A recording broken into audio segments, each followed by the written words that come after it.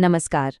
आज हम बात करने वाले हैं हिंदी की, पर उसकी वो कहानी नहीं जो हम सबने सुनी है, बल्कि उसकी असली कहानी, उसकी जड़ों की कहानी। अच्छा, एक सवाल है जो लगभग हर किसी के मन में कभी न कभी आता ही है। क्या हिंदी सीधे संस्कृत से निकली है? मतलब क्या वो संस्कृत की बेटी है? और इसका सीधा सा जवाब है नहीं। चौंक गए? हाँ, और यही जानना अपने आप में बहुत बड़ी बात है। तो चलिए, आज के इस सफर में हम क्या-क्या देखने वाले हैं। पहले तो हम हिंदी के सच को समझेंगे कि वो संस्कृत से सीधी नहीं आई। फिर हम भाषा के विकास का पूरा क्रम देखेंगे। बात करेंगे अपभ्रंश की, क्या वो सच में एक भ्रष्ट भाषा थी? फिर हम पहुंचेंगे हिंदी के दरवाजे तक और आखिर में देखेंगे कि वो कौन से सबसे बड़े बदलाव थे जिसने हिंदी को हिंदी बनाया।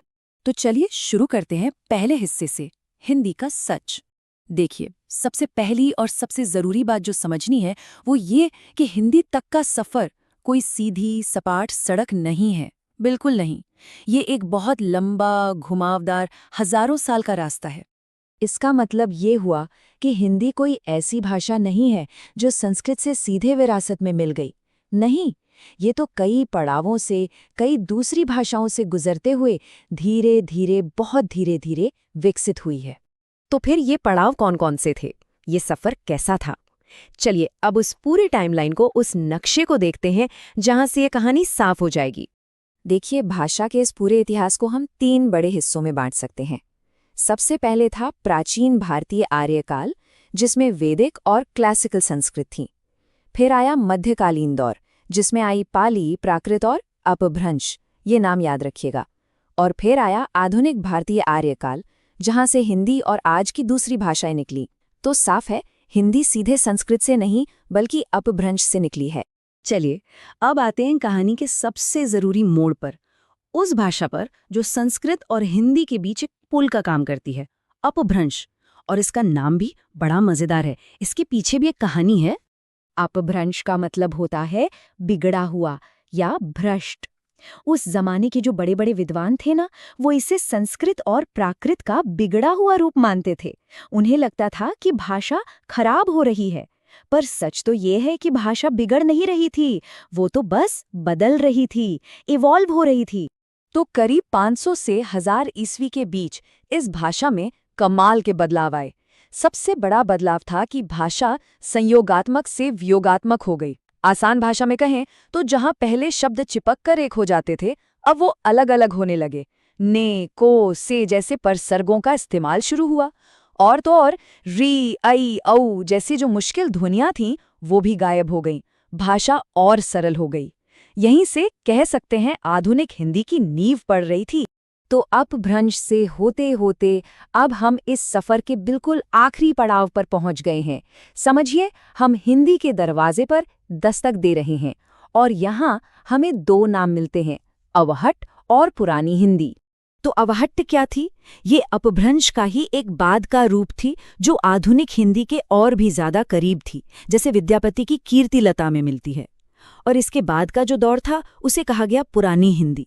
ये वो दौर था जब भाषा ने अपभ्रंश का व्याकरण पूरी तरह छोड़ दिया और आधुनिक हिंदी की तरह दिखने सुनने लगी। अमीर खुसरो की जो रचनाएं हैं वो इसका सबसे अच्छा उदाहरण है। और हाँ, ये जो नाम है पुरानी हिंदी, ये सबसे पहले चंद्रधर शर्मा गुलेरी जी ने दिया था। उन्होंने ही इस दौर को पहचाना और कहा कि यही हिंदी का शुरुआती रूप है। अब बात करते हैं उस सबसे बड़े, सबसे बुनियादी बदलाव की, जो हिंदी को संस्कृत से एकदम अलग कर देता है। देखिए, संस्कृत ही एक सिंथेटिक यानी संयोगात्मक भाषा, मतलब अगर कहना हो राम के द्वारा, तो एक ही शब्द था, रामेण। शब्द के अंत में ही उसका मतलब जुड़ा होता था। पर हिंदी एक एनालिटिक यानी वियोगात्मक भाषा है। यहाँ हम कहते हैं राम ने, 2 अलग अलग शब्द। ये जो शब्दों का अलग होना है ना, यही हिंदी और संस्कृत के बीच का सबसे बड़ा फर्क है। एक और बहुत मजेदार प्रक्रिया है, तद्भवीकरण। सोचिए, एक शब्द सदियों तक बोला जा रहा है तो वो घिसता है, सरल होता है।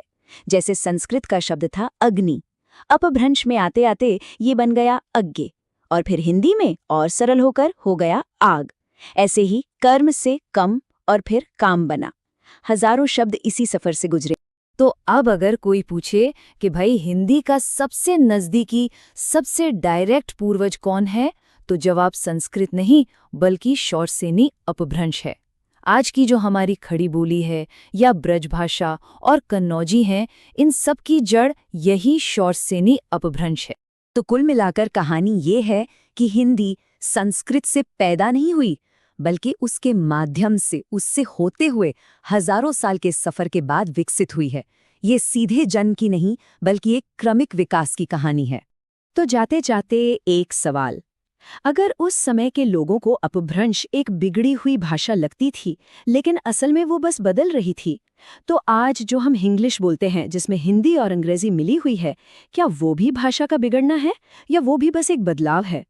सोचिए, आज से 500 साल बाद हमारी हिंदी किस रूप में होगी? ये सोचने वाली बात है।